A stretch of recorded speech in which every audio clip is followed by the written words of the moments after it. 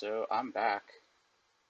I know it's been a long time, but I'm back and I'm making a little tutorial for you guys. I'm making a little tutorial, about how to make images reflect in Photoshop. So this is something that I wanted to know for a very long time, and it took me a while to figure it out, and I eventually just resorted to looking it up on YouTube. I figured that I would be the one to tell all of you guys how to do it. And I would also like to keep making these, so if you have anything that you want to ever learn, just let me know in the comments down below, and I'll try to figure it out, and I'll make a video on how to do it, because now I have Photoshop at college, which is fun. So, at any rate, we have a refrigerator right here, as you can see. It's a nice Thompson refrigerator. Not bad. So, we're going to make this reflect. So I just made a blank document. We have it just all white. You don't want to make it transparent. You want it to be all white. Let's just say that we are on a sheet of ice. Oh, I have one handy. Let's go. Alright, so we got a sheet of ice right here. This will mostly come in handy when you're designing like stuff for hockey or figure skating or curling or broomball, whatever you do. So we're gonna have this sheet of ice right here. Alright, so we got that ice, and now we've got the fridge. Not exactly sure why there would be a refrigerator on ice. I was just thinking of a large, skinny object that could fit. That would be kind of realistic on ice. So we just have our ice layer right here. That's not really going to be important other than just being there and existing. And then we have our refrigerator. Alright, so we're going to double click on the layer name and name it fridge. I don't know how to spell refrigerator, by the way. Like, if you asked me how to spell refrigerator, I wouldn't be able to do it. But we've got our refrigerator. Alright, so we have to duplicate this layer. So how do we do that? Well, a shortcut on the keyboard is Control J. Don't know what it would be on Apple. I'm a peasant. But we have fridge copy and fridge. So it doesn't really matter which one you choose. I'm just going to go with the bottom one, the original fridge. And we're going to go with fridge 2. So we're actually going to make a useful name for this. Reflected fridge. Is it fridge or fridge?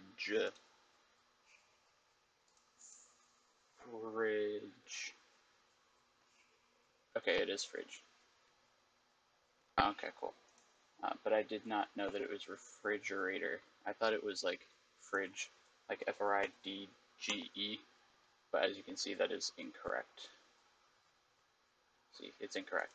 But, sorry, that was a little tangent. Okay, so now we've got our reflected fridge. I had a cup of coffee, and I'm very talkative right now. But, nonetheless, we have our fridge. So, what we want to do now, you can go to Edit, Transform, Scale. I don't even know what it would be because, that's the high school teacher way to do it. But you guys, if you have Photoshop and you follow me, then you're probably good at it. Not a big deal. But you just want to like click on the transform controls. Oh, by the way, I always have show transform controls on when I'm using the move tool. It just comes in handy. And you can do that by toggling this thing up here on Photoshop CC. But we have our fridge right here. You want to just get another transform controls. And you want to go to the height right here. Alright? So height, and then just -100. So now it's flipped over. I'll show you what that looks like on top. Aha.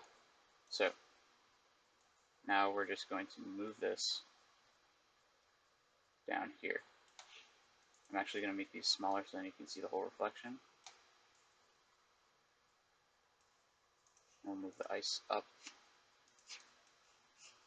a little bit. Sorry about that. I just think that this will be a little bit easier to show. So now the ice is way too big. So now it kind of looks like a reflection, you know, as you would on ice.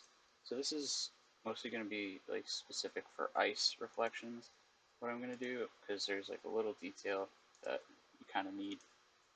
So you want to make sure that like the bottom part are matching up. So for example, with this fridge, you have the little two nubs on the bottom. So you want to make sure that those are pretty much lined up. Just like a little bit not lined up is fine. People aren't going to know the difference unless they really scrutinize your work and zoom in a lot. But at any rate, you're going to be fine. So then you want to take the reflected fridge and your gradient tool. You want to get the black to white gradient. You want the, what is that, a linear gradient? Is that what that's called? I don't even care. But it's the one where it would go like that. So another thing that you want to do, I'll just delete it, but make a layer mask on the reflected fridge. So how do you do that? Well, you should know, but if you don't, that's fine. You're a scrub. You go down to the bottom where you can do like your adjustment layers and folder, new layer, delete layer, link layers, all that stuff. What even is that? Oh yeah, layer effects. And then you just hit this one, the little circle. So that makes a layer mask. If you don't know what a layer mask does, look it up. I'm not going to explain it. So you have your layer mask. You want that to be selected. You want it to be all white. Then you go to the gradient. Make sure it's black to white. You're going to be editing a layer mask, so you kind of need that to happen. And then you mess around with it. I always forget how it goes, but oh wow, I did it right the first time. So you want it to have higher opacity on the ground, so closer to the actual object you want it to be more opaque, and then as you go further down you want it to be more transparent. So now it kind of looks like a reflection a little bit. You can fiddle with the opacity a little bit. No, this would probably be more realistic. You want it to just look realistic. You don't need to be like absolute perfection. So that's really how you just do that.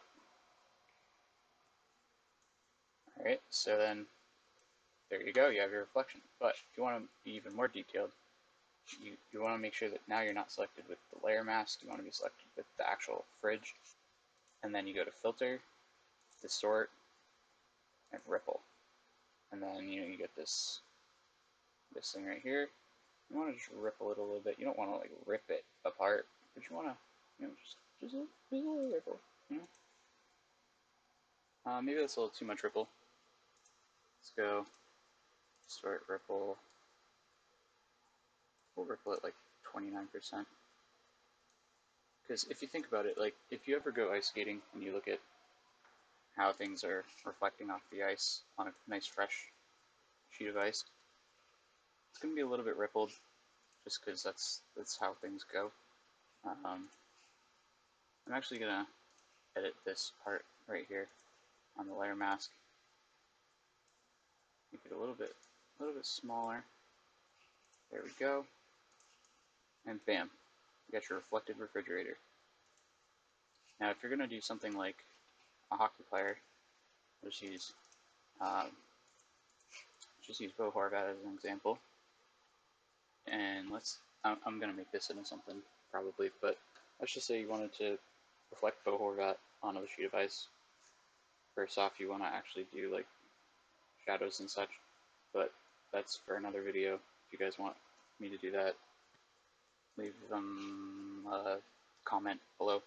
So this is just going to be Bo, and then Control J, keyboard shortcut, or you can go, oh, well, let's duplicate the layer, let's right click and Bo reflection, reflectino, or you can just Control J like a normal person, and then this will be Bowflexion.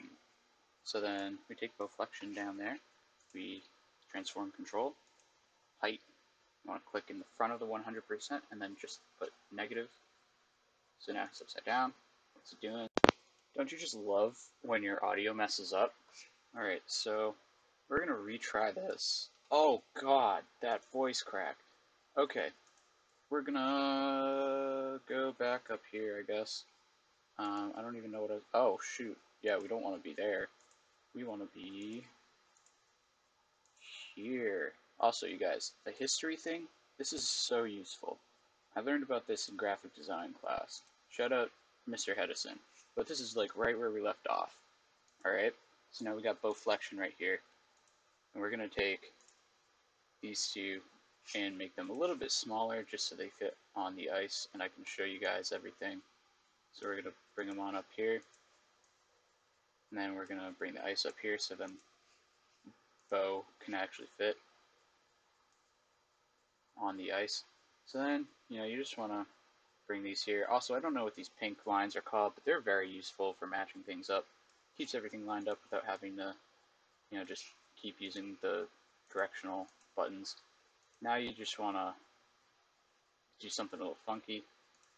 So when you're using the transform controls, you want to go up to the top here where there's the Uno skip and then the check. So then you go to switch between free transform and warp mode. So you want to go to warp mode basically. I didn't know that this was called warp mode until literally seconds ago when I said that. But you want to make sure that the skates are matched up. Now you're going to have to do this a little bit. You know, move it around a few times because each time that you move it around it'll mess it up a little bit on the other skate. Most of the time anyway, if you're not doing someone who's standing completely upright and still.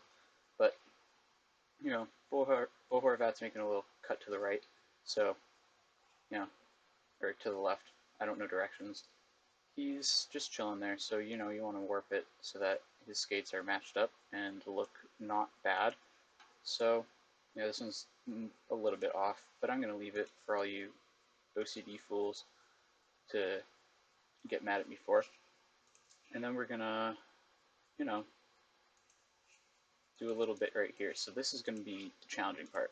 This is basically impossible, but if you can get the stick up here and make it not look like garbage, then you see how the stick is like completely warped and it looks bigger than Bo himself. Well, I just did a bad job. That's what that means. So we're going to select them again and make them smaller again. Now it's a little teeny tiny Bo Horvat, and then we're going to go back to the transform controls. No, I can't do the warp. Okay, now we're going to do this, warp, and then make him a little short guy, and we're going to make him an even shorter guy, and we're going to bring this corner up.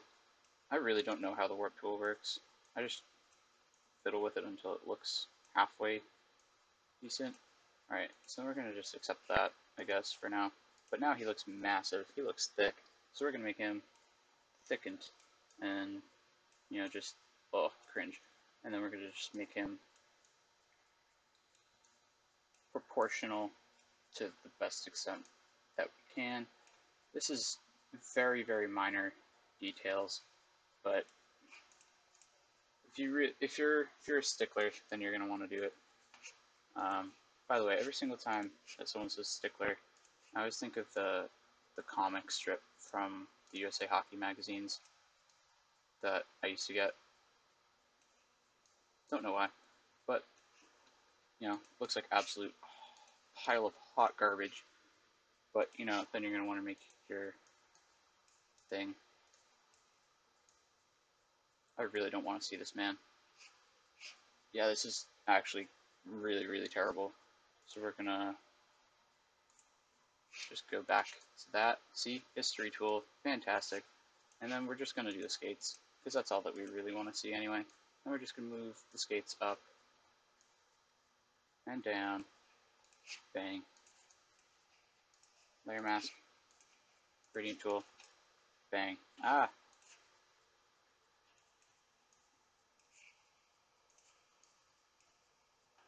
Bang. Filter. Ripple. Dang, I really felt a burp coming on there. That was disappointing.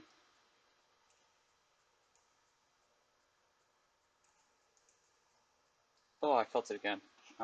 Sorry about that. But now, he's rippled. We're going to take the opacity, turn it a little bit down. And we could probably ripple him a little more. Alt-Control F.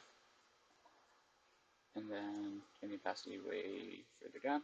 But now, little reflection of Bohorvat. You can barely see it, but it's good details. Probably rippled him a little bit too much. If you want to learn another thing, just let me know in the comments what you want to know. I'll figure it out for you so you don't have to do that work. Until next time, see ya.